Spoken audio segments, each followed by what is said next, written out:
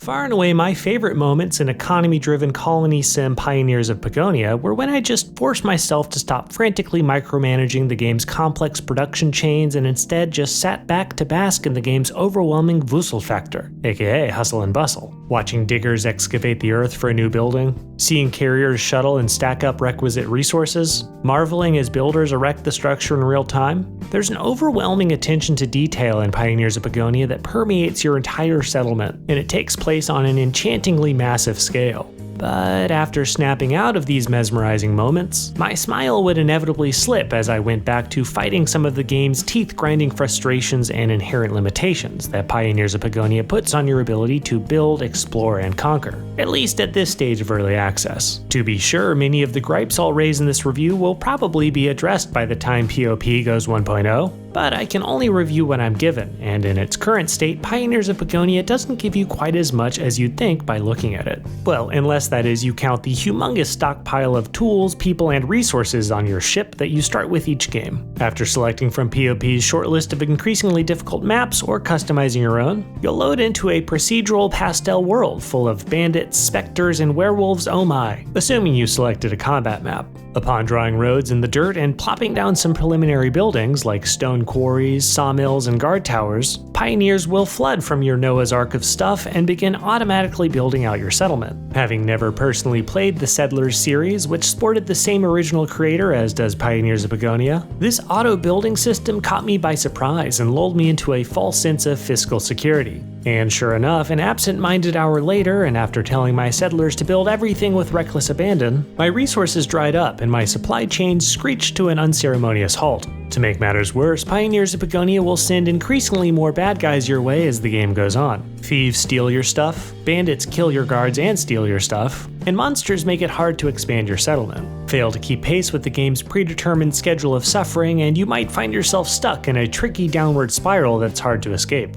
especially given POP's complete lack of tutorial. There is a suggested build order list, but I found it to be rather un-American in that it didn't properly prioritize military spending.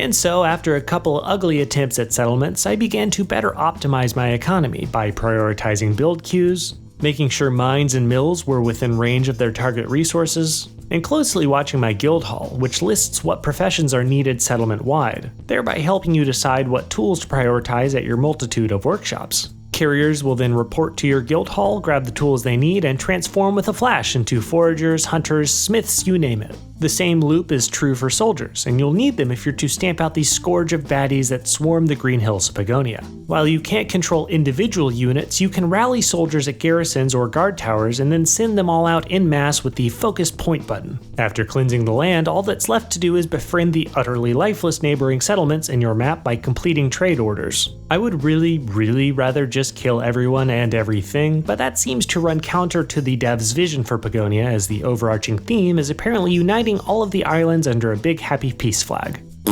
Boo. All this in mind, my tentative micrometric scores and early access wish list for Pioneers of Pagonia are as follows. Combat 2 out of 5. It's too hands-off to be satisfying, and the AI sucks to the point you'll frequently watch soldiers watch their friends get killed. Non-combat 3 out of 5. Optimizing supply chains is complex and engaging work, but nothing here currently stands out. UI 2 out of 5. In addition to being ugly, it's not very helpful or responsive. Selecting a building, for example, doesn't show you other buildings of that type, so you'll spend a lot of time playing I Spy in your settlement trying to remember where you put the damn fill in the blank. Playability 4 out of 5. I encountered 0 bugs in over 10 hours of playtime, as well as consistently high frame rates on ultra settings. World 2 out of 5. Maybe it's the lack of dynamic weather events and a missing day-night cycle, but every map in POP felt pretty much identical to me. And the quote mysterious locations scattered about the maps didn't have fun payoffs. Objectives 2 out of 5. This is arguably the game's weakest aspect right now, as all you're really asked to do is optimize your economy and fend off bandit raids. I'd love to see them add fully fledged AI-powered settlements to conquer, because bandits blow. Visuals 4 out of 5. The game is a consistent joy to look at